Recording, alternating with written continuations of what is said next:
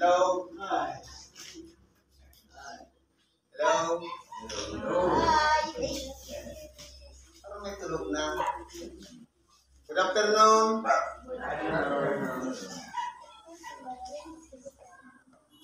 Sa pangalan po ng dakilang Panginoong Jesucristo, isang mapagpalang hapon po sa bawat isa sa atin. Siguro po, marami na tayong natutunan, naunawaan base sa mga binasa at ipinahayag ng mga nauna dito sa atin. At ganoon din po sa mga baguhan, ang pangangaral ng Ebanghelyo ay ito po yung ginagawa namin para kung meron po tayong pananampalataya na kulang pa, pagtitibayin ng salita ng Diyos. Sapagkat, unang hakbang pa lang natin yan pagpasok sa pintuan, tinitingnan na ng Diyos kung ano ang laman ng ating puso. Tayo ba'y seryoso sa ating kahilingan? Kung tayo po'y makita ang katapatan, ipagkakaloob ng Diyos ang ayon po sa ating hinihingi. Meron po tayong mensahe ngayon, dalawa. Ang una po ayon sa Santiago, sa Kapitulo 1, versikulo 19 hanggang 27. Ano po ang sabi? Sabi po yung ganito. Nalalaman ninyo ito, minamahal kong mga kapatid. Ngunit, magmaliksi ang bawat tao sa pakikinig, magmakupad sa pananalita, magmakupad sa pagkagalit. Ito po, turo ni Apostol Santiago kung paano po tayo dapat mamuhay dito sa ibabaw ng sanlibutan. Sapagkat meron po tayong tinatawag na emosyon. Minsan, kapag nakakarinig tayo ng masakit na pananalita ng ating kapwa, mabilis tayong mag-catch up, mabilis din tayo mag-react. Dapat po hindi ganon. Sabi dito, ang sabi ganito, magmaliksi ang bawat tao sa pakikinig. Kumbaga, kung ang sinabi ng ating kapwa, bagamat masakit sa kalooban, hindi katanggap-tanggap, pero dapat i-analyze natin ano ba ang magiging resulta kapag siya ba'y sinagot ko, halimbawa, nagmura sa akin, minura ko rin, ano kaya ang kalalabasan? Simple kaguluhan, mag-aaway, mag-iinit din yung nauna nagsalita, minura, halimbawa, minura tayo, tapos minura din natin, simple, lalala lang yung sitwasyon. Kaya ano pong dapat natin gawin? Magmakupad sa pananalita. Ano mang bagay na ikasasama, huwag na nating sasabihin. Kumbaga, sabi sa people lang magmakupad, maging babulbulang kita sa pagtaram. Kinakailangan, ano mang sasabihin ng ating kapwa, i-analyze natin, kapag yan ba'y sinagot natin, ano ba ang kahihinatnan? Kung yan ay kasasama, huwag na nating sasagutin. Kung ikabubuti, mabuti, sagutin natin. Pero kinakailangan, i-analyze natin sa ating utak, pagamat itong utak natin, limitado lamang ang kalaman, at meron pa tayong emosyon, minsan natatalo po tayo. Kaya anong nangyari po, napapahamak tayo. Hindi ba kayo nagmura? Siya lang ang masama. At yung tayo nakarinig, hindi tayo masama. Pero kapag sinagot natin, dalawa na tayong masama. Kaya ano po dapat natin gawin? Maging makupad tayo sa pagsasalita. Makupad sa pagkagalit. Bakit po? Sabi nito sa Kawikaan, basahin natin. Ayon po sa Kawikaan 14:29, sabi ganito, siyang makupad sa pagkagalit ay may dakilang pag-uunawa. Ibig sabihin, kung hindi pala tayo sumasagot o nagre-reply doon sa mga nagsasalita sa atin na para pagmulan ng pagkagalit, malawak pala ang pag-uunawa natin. Pero kung tayo po sumasagot agad, ibig sabihin wala po tayong unawa. Ano bang sabi dito? Ngunit siyang madaling magalit ay nagbubunyi ng kamangmangan. Kapag madali po pala tayong magalit, isa po pala yun ang palatandaan ng kamangmangan. Para hindi tayo maging mangmang sa harapan ng Diyos, i-analyze natin, huwag po tayong magagalit. Ano bang sabi dito? Ang malubay na sagot ay nakapapawi ng puot. Ngunit ang mabigat na salita ay humihila ng galit. Nasa Kawikaan 15:1 po yan. Kaya po, para po matuto tayo, malaman natin ang dapat na ginagawa natin sa ating pang-araw-araw na pamumuhay, kinakailangan ina-analyze natin ang bawat sitwasyon. Nang sa ganun, makaiwas po tayo, makailag tayo na hindi tayo mapahamak ang ating mga sarili sa pamamagitan lamang ng simpleng bagay. Nagalit tayo, nagpagsalita tayo ng hindi maganda sa ating kapwa, nagdamdam ang ating kapwa, ikinapapahamak na po natin yan, pati nung ating kapwa na pinagsalitaan natin. Ano pang sabi dito? Sapagkat ang galit ng tao ay hindi gumagawa ng katwiran ng Diyos. Totoo po. Kapag ang isang tao ay punong-puno ng puot at galit, hindi niya po magagawa kahit na magsimba. Minsan lumalarawan lang ang pagsimba na parang kaplastikan o pagpapaimbabaw na pakunwari pumupunta ng simbahan pero yung galit ayaw pakawalan, nandun pa rin sa kanyang kalooban. Kaya po kung titingnan natin, ano ang sinasabi din ni Apostol Pablo? Kinakailangan ialay natin ang ating sarili buhay. Maging active tayo sa panalangin, sa pakikinig ng Ebanghelyo, sa mga awitin. Banal, nakapaglinis ng kalooban, nakapagsisi. Ang kaaya-aya, wala na bang natitira pa dyan na sama ng loob sa kapwa. Yan ang katampatang pagsamba para maging karapat-dapat tayo sa paningin ng Diyos. Ano pang sabi dito? Kaya't ihiwalay ninyo ang lahat ng karumihan at ang pag-apaw ng kasamaan. Totoo po, kinakailangan yung sarili natin, bagamat iyan ay ikapapahamak natin, o yan ikarurumi natin, o yan man ay ikasasama natin, ihiwalay natin ang sarili dyan. Kung baga, halimbawa, ang mga nakapaligid sa atin, ganun ang ginagawa, ihiwalay natin ang ating sarili. Huwag tayong mag-iayon sa kanila, kundi tayong maging liwanag o tanglaw para sa kanila na tayo ang magtuturo sa kanila. Kapatid, masama yan, huwag mo nang gawin yan. Hindi ba dapat ganun ang magiging gawaan? Hindi yung tayo yung nahihila na mula sa liwanag, papunta tayo sa kadiliman. Kundi dapat yung mga nangasat kadiliman, mahatak natin papunta sa kaliwanagan na magsigawa na rin sila ng mabuti. At tanggapin ninyo na may kaamuan ang salitang itinanim sapagkat na makapagliligtas ng inyong mga kaluluwa. Kinakailangan po yung aral na pinakikinggan natin sa bawat pagsamba. Ano mang reliyon o sikta ang ating kinaaniban, pahalagahan natin yung mensahe na sinasabi ng pastor, ng pare, ng tagapangaral o ibang hilis naman sa bawat simbahan. Sapagkat iyan po ang makapagliligtas ng ating nag-iisang kaluluwa sa makatuwid bagay yung humihinga sa ating buhay na kumukuha ng lakas sa hangin para mabuhay dito sa ibabaw ng sanglibutan. Para paganahin yung puso, yung baga, nang sa ganon, mabuhay tayo dito sa ibabaw ng sanglibutan. Kaya po, lahat tayo ay nakasandal sa Diyos. Hindi tayo mabubuhay kung wala siya.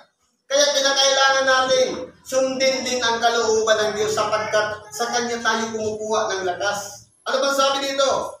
Tatapwat, maging tagatupad kayo ng salita at huwag tagapakinig lamang na inyong dinadaya ang inyong sarili. Halimbawa, may napakinggan tayong aral. Ngayon hanggang sa pakinig lang. Pagdating sa aplikasyon, hindi natin ginagawa. Hindi maaari ang ganun. Sapagkat ang kalalabasan po nun, dinadaya natin ang ating sarili. Para ano pat nagsimba ka? Para ano pat nagluhod ka? Para ano pat sumama ka sa panalangin? Sumama ka sa mga kung ano-ano mga gawain. Kung hindi naman bukal sa kalooban ang ating ginagawa, ang mangyayari po yan, dinadaya lamang natin ang ating sarili. Ang kalalabasan niyan, pakitang tao lang yung pagsamba. Nasasabihin, relihiyoso ka na, banal ka na, matuwid ka na, pero hindi para sumusunod yung gawa doon sa kanyang mga napakinggan o natutunan na aral ng Diyos. Kaya po, kinakailangan, kung ano yung napakinggan, sikapin natin, pag-uwi natin, dala-dala natin yung i-apply natin sa ating pagkabuhay. At ituro natin sa ating mga anak, at ganun din, kapag lumaki man ang bata, matututo sila sa kabutihan. Kaya po nasa atin ang susi. Kaya tayo yung nagsisimba, dumadako sa mga pagtitipon, sapagkat kalooban po ng Diyos na pinili tayo sa iba-ibang lugar, pinagsama-sama sa lugar na ito para makinig ng salita ng Diyos. Ngayon, tatanungin natin ang ating sarili. Hindi ang pakay ko naman magpagamot. Ang tanong, bakit ka may karamdaman? Sapagkat, sabi nga dito sa Hebreo 12:5-6, ang sabi ka dito,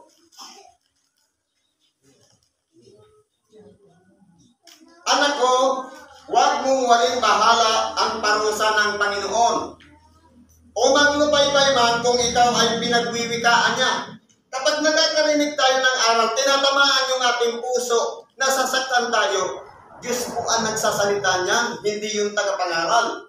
Sapagkat pinarurusahan ng Panginoon ang kanyang iniibig. Ibig sabihin, yung mga masakit sa ating katawan, yung mga karamdaman natin, yan po ay simbolo ng palo ng Diyos sa bawat isa sa atin sapagkat itinuturing niya tayong anak. Ibig sabihin, minamahal niya tayo. Ayaw niya tayo mapariwara o mapahamak. Kaya nais niya, dahil sa karamdaman na yan, dalhin tayo sa lugar na ito para makinig ng Ebanghelyo. Baka ito na yung pagkakataon na mabago na natin yung ating pagkabuhay. Na hindi na natin masunod yung dati nating pagkatao na dati malaya natin ginagawa. Na magtakaw, manirang puri, kung ano-ano pa mang masasamang gawa. Pero, nung marinig natin ang aral ng Diyos, meron na tayong tinatawag na pagpipigil sa sarili. At hindi na natin nasusunod yung sarili nating kalooban, kundi yung kalooban ng Diyos na sumasa atin. Yun na ang ginagawa natin. Pagmamahal sa kapwa. Yun na yung ginagawa natin. Wala na tayong kaaway. Ang sarap kaya matulog nang wala kang inaalala na hindi mo napatawad. Ang sarap kaya matulog kahit hindi ka nag-abutan ng kinabukasan. Ang sarap kaya matulog kung nakapagpatawad ka ng pagkakasala. Napakasarap ng pakiramdam.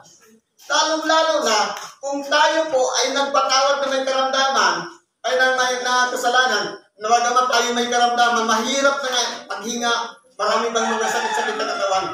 Pero nagawa nating magpatawad, patatawarin din tayo ng Diyos. Nasa Ama namin yon. Patawarin mo kami ng aming mga sala, gaya naman namin na nagpapatawad sa mga may sala sa amin. Para tanggapin natin ang pagpapatawad, una muna tayong magpatawad. Kapag tayo'y umaasam ng patawad ng Diyos, hindi tayo nagpapatawad, useless ang pananalangin namin. Importante po dyan, tayo muna yung unang gumawa sa kapwa bago ang Diyos ang magbibigay sa atin. Ano ba pong sabi dito?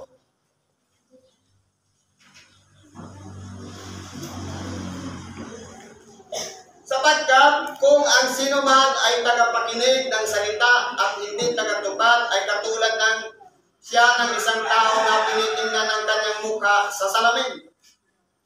Parang kalalabasan lang niya, nag-ayos ng sarili, nagpaganda, nagpagwapo, titingin sa salamin, tinignan maigi pagkakalikod, nakalimutan niya ng itsura. Ano kaya?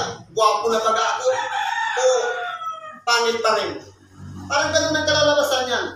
Pero kung tayo po may pagkakatiwala sa ating ginawa na hindi mo nariritukihin yung pagkakaayos mo, ibig sabihin, magiging katulad tayo dun sa tagatupad. Hindi lamang tagapakinig, kundi isinasagawa natin ang bawat aral na ating napapakinggan sa bawat pagtitipon o araw ng pagsamba. Sapagkat minamasdan niya ang kanyang sarili at siya'y umalis at pagdagay kanyang nalilimutan kung ano siya. Ganun po ang kalalabasan. Titignan yung salamin, okay na pala. Pagtalikod, ano ba okay na ba? Parang nagdadalawang isip. Ano kaya? Pasado na ba yung ginawa ko? Para hindi ako mapintasan ng aking kapwa. Para maging sure, isagawa natin yung mga bagay, yung mga napapakinggan nating aral. Ano bang sabi dito? Ngunit ang nagsisiyasat ng sakdal na kautusan. Ano po ba ang sakdal na kautusan? Kung nalalaman natin, mayroong 10 utos. Ang unang 4 na utos patungkol sa Diyos. Na ang kabuuan, ibigin mo ang Panginoon mong Diyos ng buong pag-iisip, ng buong lakas, ng buong kaluluwa. At ang pangalawa, mula naman sa igalang mo ang iyong ama at ina hanggang doon sa huwag kang mag-iimbot. Nabubuo naman sa ibigin mo ang iyong kapwa katulad ng iyong sarili. Ang sakdal na putusan sa matatuwid, pag pinagsama mo sila lahat, pag-ibig. Ibig sabihin, anumang masakit sa ating kapwa, masakit din sa atin. Para hindi natin magawa, ang gagawin natin, iba-inspirsa natin. Halimbawa, nagsalita tayo ng masama sa kapwa. Ilalagay natin sa ating isip, paano kaya kung ako yung tumanggap ng salita na yun, ano kaya ang reaksyon ko? Dapat ganun. Pag naunawaan natin yun, may pagpapahalaga na tayo sa sarili. Magiging maingat na tayo sa pagsasalita o pagsagot, lalong-lalo na kung ang patutunguhan nun ikasasama ng ating kapwa. O kaya ikapapahamak yan. At tayo naman, na nagsalita rin ng masama, kasama tayo sa mapapahamak. Kaya kung pinakakailangan po niyan, kontrolin natin ang ating sarili. Mahirap po magpigil, pero sa pagsasalita, mabilis. Kaya po, ang lahat ng bagay, pinapractice. Sabi nga, practice makes perfect. Paano magiging perfect? Hindi po nga pinapractice. Kaya kinakailangan, mag-umpisa muna sa pag-practice. Makinig muna, i-analyze, i-practice. Ulit-ulitin hanggang sa ma-perfect. Ganyan po dapat. Sapagkat, ang utak natin, sabi ko nga dati yan, 2 lang sangkap ng utak natin. Conscious mind and subconscious. Kapag palagi nating sinasanay ang ating conscious mind sa magawain na ganito, ang ating subconscious ay nadidevelop. At pagkatapos ng kahit hindi na pumapasok sa ating isip, isinasagawa na natin. Parang naging natural na lang yung paggawa. Halimbawa, yung pagtutras. Pagkatapos mong kumain, sasanayin mo ang iyong sarili sa pamamagitan ng magulang, anak, pagkakain mo, magtutras ka. Hanggang sa paulit-ulit na ginagawa, minsan, nakapokus ang ating sarili sa kung ano-anong mga iisipin, nagpupusa na ang ating subconscious na magtutras. Hindi ba, hindi na natin iniisip yun? Yun po yung ganun ng kinakailangan maabot natin. Kung halimbawa, malaya natin nasasabi ang isang bagay, wala tayong control sa ating bibig sa pagsasalita sa kapwa.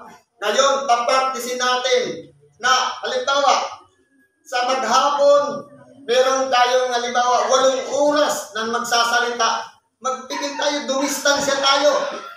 Na huwag na tayong magsalita, huwag na tayong sumagot. Nang sagong naiingatan natin ng ating sarili. Habang paulit-ulit na ginagawa yun, natututo po tayo. At nauobliga natin ang ating sarili na magpigil na sa halip sagutin natin yung sinabi sa ating masama, hindi na natin masasagot. Ibig sabihin yan, inihiwalay na natin ng ating sarili na hindi tayo mapaman.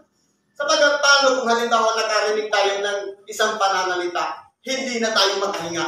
Hindi ba namatay tayo ng wala sa oras?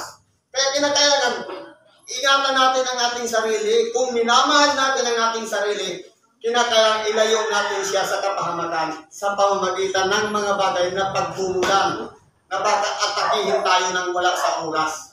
Yan po ang importante dyan. Ano ba sabi dito? Ngunit, ang nagsisiyasat ng sakdal ng kautusan, ang kautusan ng kalayaan, ay nananatiling gayon na hindi tagapakinig na lumilimot, kundi tagatupad na gumagawa, ay pagpapalain ang taong ito sa kanyang mga ginagawa. Ibig sabihin, ang pagpapala pala ng Diyos, kapag sinunod na natin ang kanyang kalooban, may control na tayo sa ating sarili. Nandun po pala ang blessing ni Lord. Pagpapalain pala natin mga ginagawa. Sapagkat sinisikap natin, bagamat mahirap. Pero sa kalagayan natin, mahirap po talaga ang magbago ng sarili. Kung tayo-tayo lang, ang laman ng ating utak, limitado. Kung ano yung itinuro sa eskwelahan, itinuro ng magulang, yun lang ang laman niya. Minsan nakadagdag pa din yung kayabangan dahil may diploma. Pagmamalaki. Pero kung pagdating sa Panginoon, ang lahat ng yan ay walang kwenta. Ang diploma sa tao lang yan. Kapag ang tao, pantay na pa, ang diploma wala nang pakinabang. Kaya po kung pag-aralan natin dito sa sitas na ito, para tayo pagpalain ng Diyos, kinakailangan po i-apply muna natin ang lahat ng mga aral na ating napapakinggan. Mula sa sarili natin at pakikitungo natin sa kapwa. Praktisin natin ang ating sarili. Halimbawa sa pananalangin, pagdilat pa lang ng mata, mula hindi pa tayo nakakabangon, nasa paghiga pa, magpasalamat na tayo sa Diyos. At humingi tayo ng gabay na huwag tayong magkamali. Pero dahil tayo'y nasa katawang laman pa, hindi natin yung kaya. Kaya po, ibinubuhos ng Diyos ang Espiritu Santo para tumulong sa atin. Kung ano mang bagay mahirap gawin, magagawa natin dahil sa Espiritu Santo na nandyan. Palaging nakaantabay sa atin, tutulungan niya tayo para magtagumpay tayo sa buong maghapon. Lumipas na naman yung maghapon, ganoon na naman ang gawin natin kinabukasan. Paano kung naunahan tayo ng sasabihin, malas yung araw, wala akong araw na malas. Sasabihin, wala akong panahon sa pagsimba, wala akong oras. Lahat tayo may 24 oras. Hindi pwedeng sabihin, wala akong oras. Sapagkat kung wala kang oras, malamang patay na. Habang buhay pa, meron tayong pantay-pantay na binibigay ang Diyos. Take 24 oras. Gamitin natin yon, i-alay natin ng tama. Nagpapakipakinabang, ginagamit natin sa ikaluluwalhati ng Diyos sa pamamagitan ng ating mga ginagawa. Kapag nananahan na sa atin ng Espiritu Santo, ginagawa natin ang mabuti, pinapapupurihan natin ang Diyos sa pamamagitan ng ating mga ginagawa. Hindi dapat natin akuin, kung hindi dahil sa akin, wala na siya, patay na siya. Hindi pwede natin ipagmalaki. Tayo'y bahagi lamang ng kasangkapan. Katulad ng gunting, kung hindi damputin, walang pakinabang. Kaya tayo'y kinahabagan lamang ng Diyos. Ano bang sabi dito? Kung ang sino man ay nag-iisip na siya ay reliyoso. Halimbawa, pinapalagay natin sa ating sarili na tayo reliyoso. Ano po ba ang batalyon ng tao sa pagiging reliyoso? Yun ba, palaging nasa simbahan, palaging kasama, kapag may bukas ang simbahan, palaging naroon. Yun ba ang reliyoso? Pero po sa banal na kasulatan, ang reliyoso sabi ganito, kung ang sino man ay nag-iisip na siya ay reliyoso, samantalang hindi pinipigil ang kanyang dila. Halimbawa, nagsisimba nga, ang labas naman, chismusa. Nagsisimba naman, naninirang puri sa kapwa. Useless po ang pagiging reliyoso. Ano ang sabi dito? Kundi dinadaya niya ang kanyang puso. Sarili natin puso ang dinadaya natin. Nagiging doble kara kasi nagsisimba, nagpapalagay sa sarili na reliyoso, wala namang pagpipigil ng dila. Ibig sabihin, yung dila, pinagdiningas ng impyerno, yung ating sarili naman, pinagdiningas natin sa pagsamba. Kasi nagiging doble. Pinapapupurihan natin ng Diyos, pinapupurihan din natin ng demonyo. Para hindi tayo makagawa noon, kinakailangan magpigil tayo ng dila. Kaya nga siya nakakonstruct na ganyan, binakura ng 30 kilos ng ngipin, 16 sa taas, 16 sa para kung sakaling, sabi sa Bicol, magmalabi, kakaton. Yan po, supilin natin ang dila. Sapagkat ang dila ay isang maliit na bagay o bahagi ng katawan, pwedeng makasira sa sarili natin, pwedeng makasira sa kapwa. Pwedeng ikarangal natin, ikarangal din ang ating kapwa. Ginagamit natin sa pagpupuri sa Diyos. Glory to God, praise the Lord. Alam mo, ika nga si ganito, si ganito. Anong mangyayari niyan? Saan ba talaga patungo ang buhay natin? Patungo sa mabuti o patungo sa kasamaan? Ngayon, kung magpipigil tayo ng dila, magiging isang halimbawa yun ng pagiging relihiyoso. Hindi sa ayos ng damit, na magandang kasuotan, na kung ano, may panakaputi, hindi po tumitingin ang Diyos sa kalinisan ng damit, kundi sa kalinisan ng puso, ng kalooban ng bawat isa sa atin. Kaya po ang labas doon, ang relihiyon ng taong ito ay walang kabuluhan. Useless. Kahit pa 24 oras ka nagluhod, kung wala pa rin pigil sa pagsasalita ang dila, walang kwenta ang pagiging relihiyoso. Ano sabi dito? Ang dalisay o pure na relihiyon at walang dungi sa harapan ng ating Diyos ay ito, dalawin ang mga ulila. Sino ba kayong wala nang inaasahan sa buhay? Yung mga bata na wala nang magulang, iniwan ng magulang, minsan kinukupot na lang ng tiyahin o ng lulo at ng lula, dalawin natin yun. Ano bang sabi dito? Dalawin ang mga ulila at ang mga babaeng bao. Yung mga babae na iniwan ng kanyang asawa. Pero hindi naman ibig sabihin na dinalaw mo nga, niligawan mo naman. Dapat dalawin mo kung ano man ang bagay na pangangailangan niya, bigyan natin. Kaso ang nakapaligid sa ating mga maninirang puri. Nagmagandang loob ka na, siniraan ka pa, nanliligaw na ikaw ngayon. Nagmagandang loob ka na. Hindi ba ka? Kaya po, para mamagawa natin yan, pwede naman idaan natin sa babae. Kung babae yung babaeng baon, siyempre idaan mo sa kapwa mo babae para makarating doon. May asawa naman siguro tayo, yun ang pagawin natin. Para hindi tayo mapahangat. Ano ba? Babaeng baon sa kanilang kapigatian at pag-ingatan, walang dungis ang kanyang sarili sa sanlibutan. Ibig sabihin, hindi ka na sugarol, hindi ka na magnanakaw, hindi ka na maninirang puri, hindi ka na gumagawa ng mga masama. Iingatan natin ang ating sarili sa sanlibutan. Sapagkat ang sanlibutan ay punong-puno ng kasamaan. Huwag lang tayong padadala dito sa tinatawag na pita ng laman. Sapagkat ito po ang magdadala sa atin sa kapahamakan. Kaya po, kung tayo man malakas ang pananalig, o kaya pananampalataya, pero hindi natin pwedeng iwanan yung mga bagay na maghihila sa atin patungo doon sa kapahamakan, useless po ang mga ginagawa natin. Para makita ang tunay na pagiging reliyoso o lingkod ng Diyos, ipakita natin, praktisin natin araw-araw. Doon tayo matututo at doon natin malalaman na tayo'y nasa piling ng kabutihan kasama ang Diyos na nananahan sa buhay natin. Marahil po ay lahat ay napagod na. Hanggang dito na lang po ang pagkikibahagi natin. Pagpalain tayo ng Diyos. Ano man ang ating karaingan, kahilingan sa Diyos, ilulog natin lahat sa Kanya sa pangalan ni Kristo Jesus. At ipagkakalong sa atin ang pagtatagumpay. Salamat at isang magandang hapon sa ating lahat.